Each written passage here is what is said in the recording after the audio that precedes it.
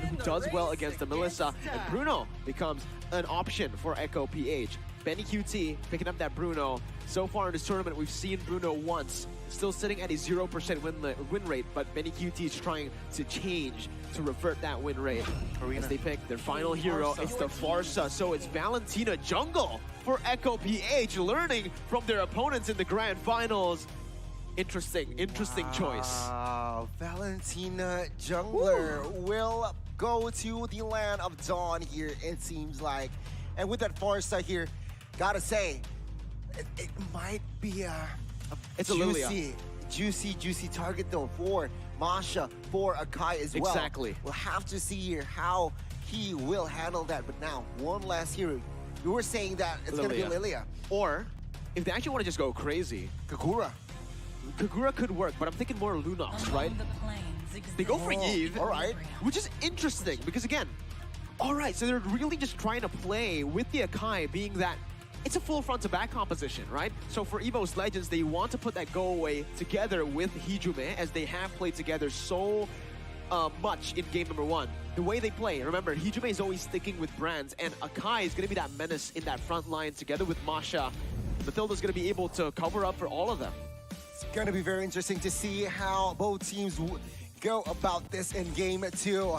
In case you missed it, game 1 falls to the hands of Evos Legends. But now, Echo looks to strike back here and force a game 3. Ladies and gentlemen, still us here in the English desk. But now we are about to enter the land of Dawn. With 10 heroes being set for game 2, let's see. Can Evos Legends make it a clean sweep against the runner-ups from the Philippines, or can Echo again force a game 3 in the series? Based on the draft, it's the same exact playstyle for both of the teams. Evos Legends with survivability and Echo PH with burst. Land of Dawn we go. Game 2. Whoa, you can see here already action from minute number 1 already. Called TZ. What? Wow, Cyclops diving in again. First blood falls to the hands of Echo. Remember, last time in game 1, even though Cyclops got killed, they won the game. So perhaps a little deja vu here we might see here. Call TZ already picking up a kill though with that orange buff secured as well. Evos Legends here still needs to be very, very careful. I guess if it ain't broke, don't fix it, right? And here as well, Gani, what I want to really point out is the fact that, you know, on the Grok, usually we always see the barrier being leveled up as the first skill. Yeah. Early on to stop the wave from actually coming in and to actually freeze it near the turret. But here is where Evos Legends were actually able to utilize that to punish Echo by using the mini waves that was frozen to actually go for that invade. But Brands. Uh-oh, 3 members, a little bit too much there. Benny QT finds the kill. Dreams a little bit late to cover his gold laner. But take a look at bot side. Berserk here taking a lot of damage from Sanford. Now, it's still safe. 20 seconds to the first turtle. Seems like Evos Legends a little behind on rotation. Very behind when we're looking at it, right? Because Brands has already lost his life early on. It's not exactly the same as what happened in game number 1. In game 1, sure, Evos Legends lost a few kills. They were actually picked off in the map, but it wasn't their core carries. It wasn't Hijume, nor was it Brands. Now with Brands taken down so early on, it's definitely going to be Benny with an advantage. And now we're going to see the turtle take. Real world manipulation cancelled away, and Wild Charge connects it on towards Hijume. He will not survive this. Oh, I might be wrong. With the guiding ring and flicker, he survives. But Echo, with the clear plan, they want the turtle. They managed to just give pressure and zone the members. Evos Legends will go behind on the turtle take here. And as we can see here, is Yaoi just giving the information of Berserk. So again, Echo leading here in the first 2 minutes. They have managed to level their coin farming skills with, of course, HSBC. You can already see, again, deja vu to game 1. 1.1k gold lead, now 1.2k gold lead for Echo PH. But the differences being, it's Brands who's so far behind now compared to the Bruno. It's Brands who's getting bullied in that gold lane, where in game 1 he was able to actually stay pretty equal up against Benny QT, and that in the end was the reason as to why he was able to deal so much damage. Here, though, he might get folded, but you guys can fold your phones, which is even crazier with the Samsung Galaxy Z Fold for 5G. Get your unrivaled gaming experience now. As you can see, Hijume is just getting zoned away, poked down by the far side. Oh, outside here, a little bit of action. Sanford trying to deal damage onto a Psychots. Petrify connects as well here. Psychots running away with the sprint. Manages to do so as well here. 1 HP. Echo still in the lead. 1,500 gold lead here, and it seems like skill-wise as well, they are ahead. So Echo, with this control, they are looking to focus on the gold lane now. Brands struggling here to find the farm that he needs. But then again, this is still the early phase.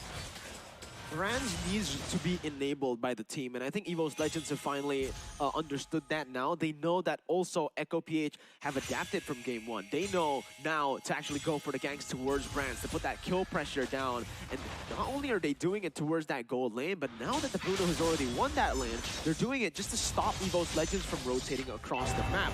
Playing in the bushes more than using the wings by wings to rotate and to look for those ganks. Take a look at Masha, the head-to-head against Benedetta. Sanford here, taking a lot of damage. And now the second turtle take. First take is already in that vicinity.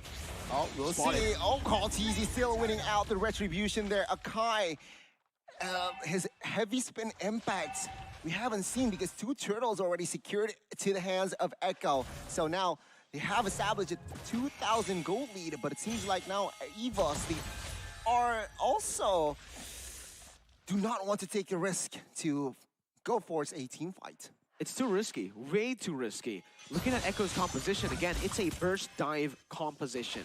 If they actually get the snowball rolling, which they are doing right now, 2,000 gold lead already, it's going to be very tough for Evos Legends, and you can see the damage. Feather Airstrike here popped as well, circling Eagle onto his skirts and force him to flicker away. The backside though, first take here, trying to pop that heavy spin, does not find the right engage, and he escapes. Echo with a very good maintaining pressure. And now let's take a look at the items here. It seems like that Benny QT already farmed to that Berserker Fury, so that critical damage percentage increased. Of course, Bronze on the other side, only Windtalkers, so again, the damage output isn't really there for this marksman. He's going to have to scale up, and I think it's a good move by Evos Legends to let that top side be taken. But this gives the opportunity over to Echo to, again, push that snowball even further by rotating Benny into the mid lane with a gold lead that he already has. He's building towards that endless battle. And once he does get that endless battle with the Berserker's Fury, he's going to be able to do so much damage with the Feathered Airstrike with just a few hits from Benny. It was, oh my god, Hijume! Sanford with the flanks finding one there. Of course, Hijume used the flicker earlier. With that information, Sanford just gambled in, finding that play, and a very good decision-making there. Once again, from the EX laner from the Philippines. Evos Legends, they are now behind almost 3,000, almost. Psychots, 3v1 situation here. Guardian Helmet, though, just secure. And take a look at the damage towards Curtains. Forced to use that wings by wings, but that Feather Airstrike will not be able to take him down. But Kaltizi, with the right positioning, manages to catch him red-handed. He gets taken down. Turtle now, we are going to see. Definitely a mistake there from Psychots. He could have actually rotated over to Dreams and Fairsick, who were there to help him escape, to help him retreat. But let's see, Fairsick. Heavy spin pops, Kaltizi, and Fairsick go at it for the 3rd time. Does not get it though this time. Kaltizi finds the kill, guiding win, and to save him, Feather Airstrike does not really connect. A very good disengage, but a very good execution for Echo. They managed to find the Lord, find the turtle rather, and created more space here in the map.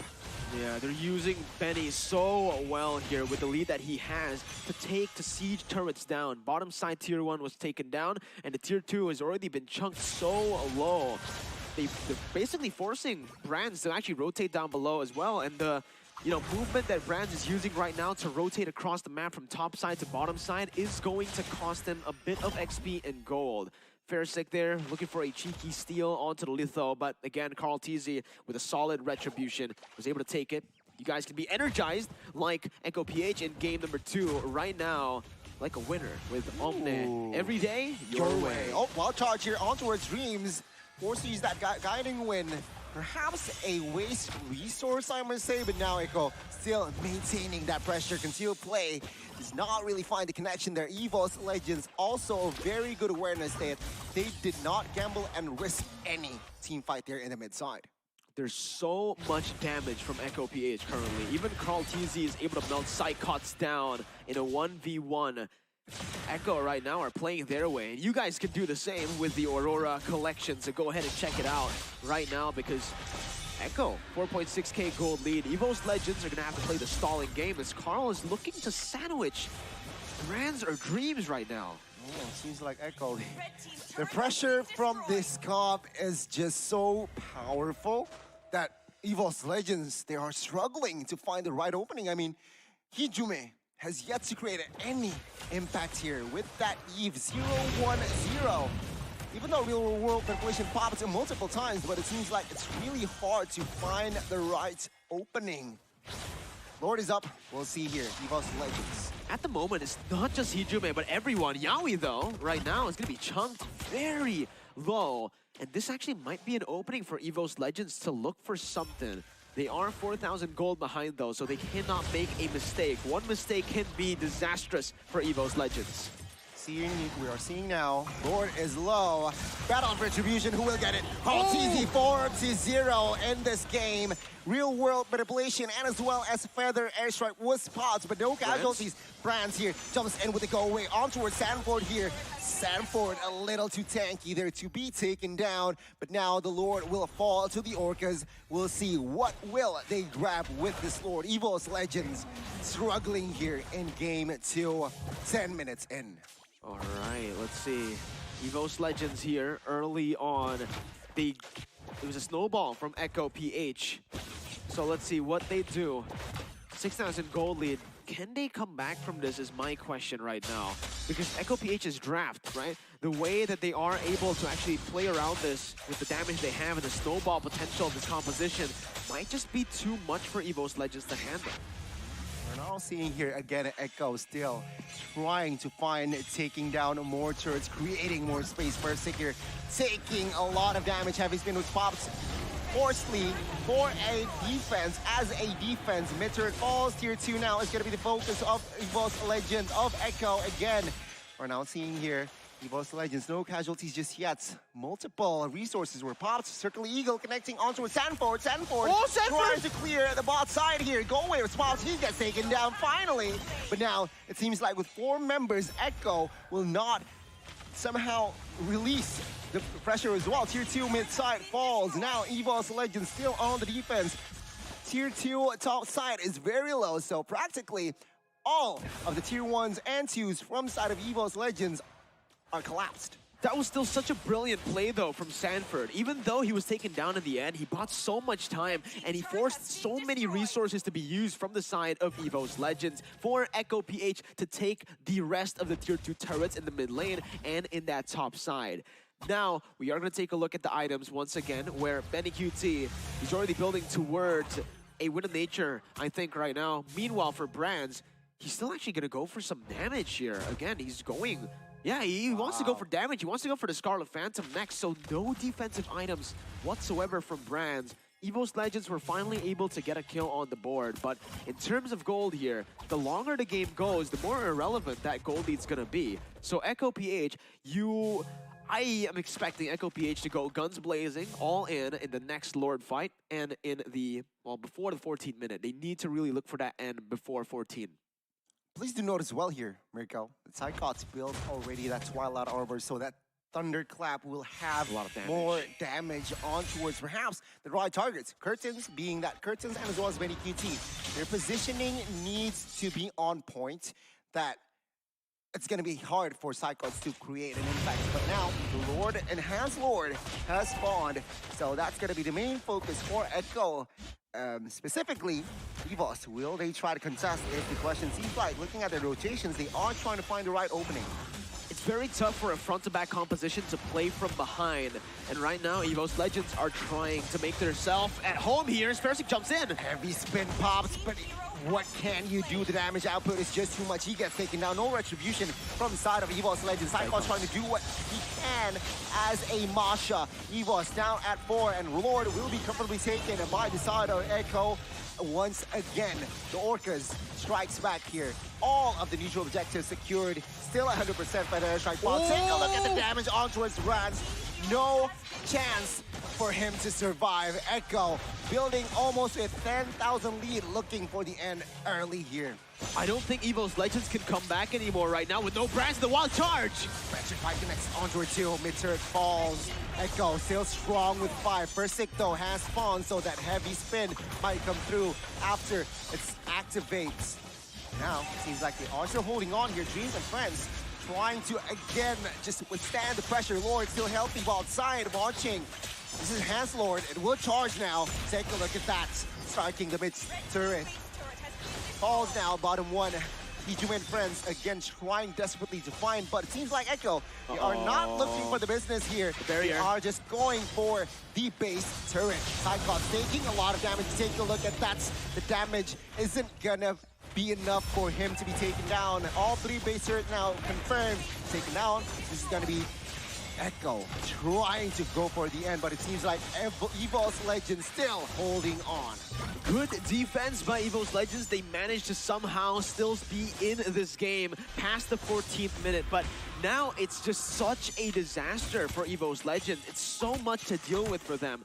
Echo PH are able to actually shove every single lane now constantly because they were able to take all the base turrets down. With all the super minions coming in from every lane at this point, top, mid, and bottom, Evos Legends are going to have to micromanage every single lane, which is going to kind of slim their chances down even more, narrow it down even more as to how they can come back in the game. Because right now, if you want to come back if you're Evos Legends, it's by going for that Evolved Lord fight, it's by winning the team fight in the Lord pit.